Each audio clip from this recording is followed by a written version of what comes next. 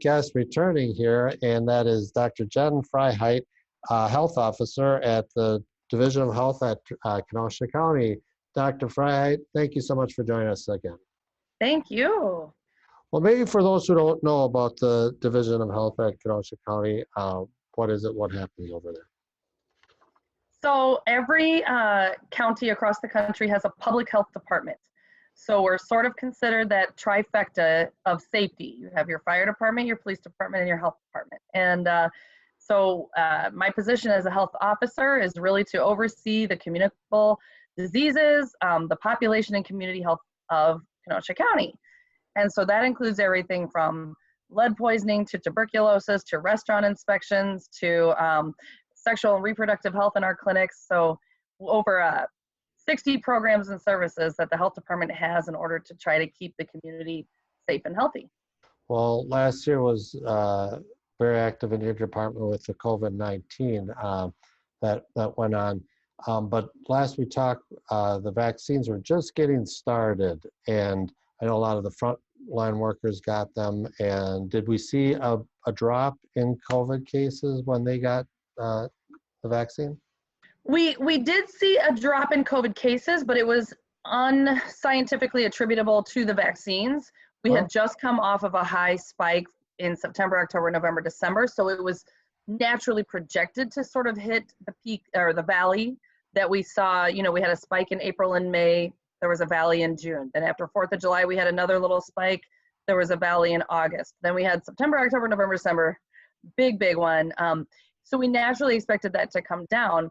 I think the reason why we've been able to stay in the valley so long is because of the vaccines. So that it's definitely keeping cases down the more and more people that we can get vaccinated. Full disclosure, I did get my vaccine, both shots at the Kenosha, at the Shopko Center, and I have to congratulate you and your team.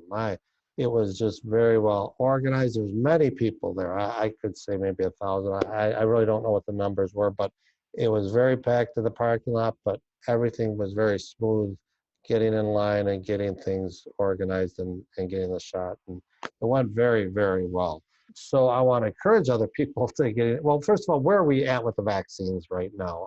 Let's hear about that. Yeah, I mean, we have all the supply in the world now. The demand has gone down. So we have plenty of the Moderna, the Pfizer, and the Johnson & Johnson.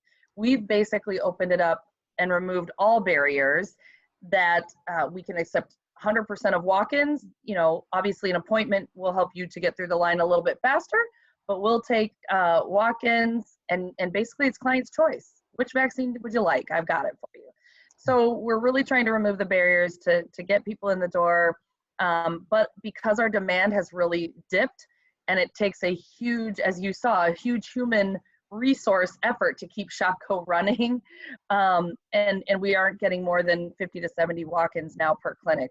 They're very small. So for a clinic that was handling 2,500 people in a day to now get 50 or 70, it's just not cost effective. But that doesn't mean that we stopped vaccinating. It just means that we can't man such a big operation because the demand is down. So on May 22nd, our Shopko site will be sunsetting. And if people would still like vaccines, there's still several places within the county. We will still be going out into the community, vaccinating at workplaces, churches, events. You'll see us at many events all through the summer. We can be called upon through the call center to still do homebound people. And really, we're getting a lot of requests in just to show up at different places to help vaccinate 5 here, 30 there. And that's going to be the name of the game for the rest of the summer, is to really just get people where they are and be out in the community doing that. Well, we get to that herd immunity. I know the whole point of doing the vaccine was to get to the herd immunity. Are we on track with that? I know you said demands are down, but where are we at right now? Yeah, we have just reached 50% of the Kenosha County population with 1 dose. So herd immunity is at 75%. The state was saying 80%. We were really just shooting for 75% in Kenosha County.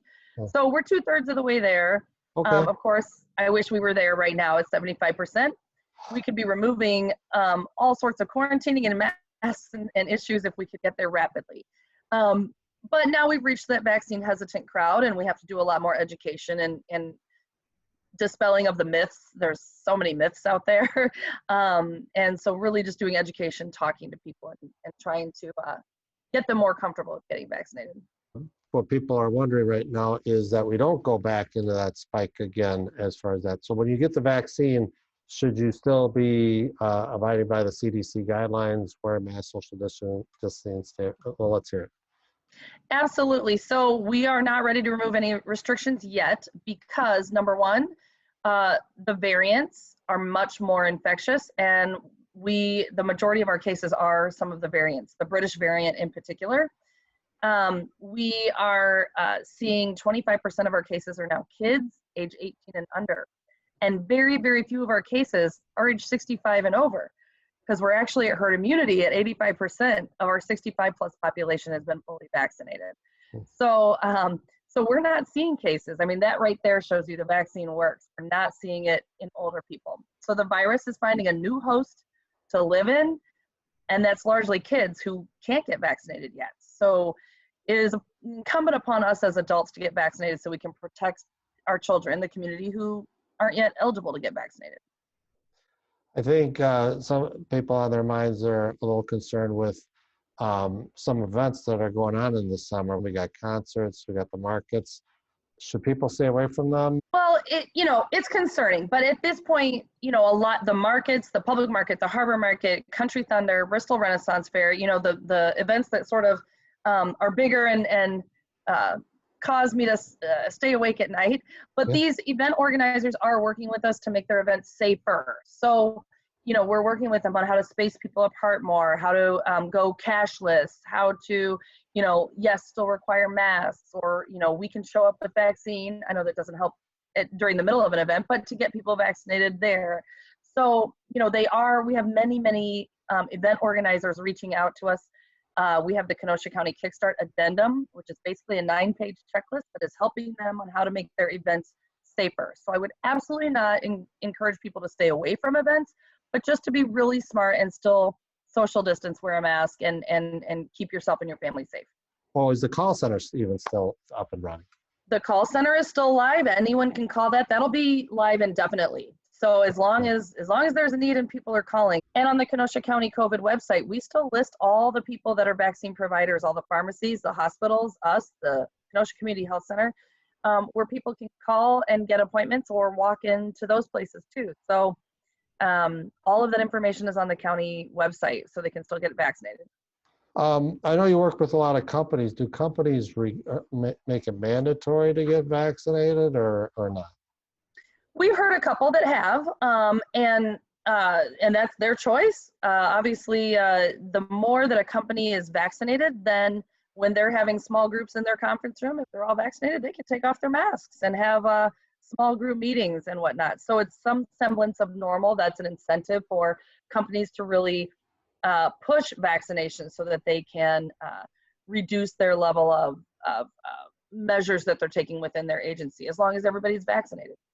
We have just about a minute or two left. Any other areas of concern that we should talk about, or anything you want to bring up?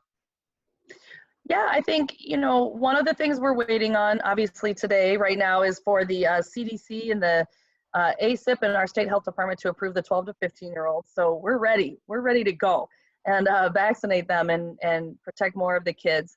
Obviously with children in schools, I know we only have 15 days of school left. And people are anxious because of quarantines, and they don't want to be missing out on the last band concert or graduation ceremonies and that sort of thing. But we just still are staying the course until we can get more people vaccinated. I certainly think the protocols next fall for school will look a lot different, and that'll give us time over the summer to really vaccinate more and more people and get those 12 to 15-year-olds vaccinated, which can change the tide for how schools are returning in the fall. So we just still ask for people's vigilance. The pandemic has not gone away, and to reach out to us for coming to any education sessions or talking to small groups or bringing our vaccine out into the community, because we are wide open Saturdays, Sundays, evenings, to be that resource. The health department is the most the people that want this pandemic with over than more than anyone.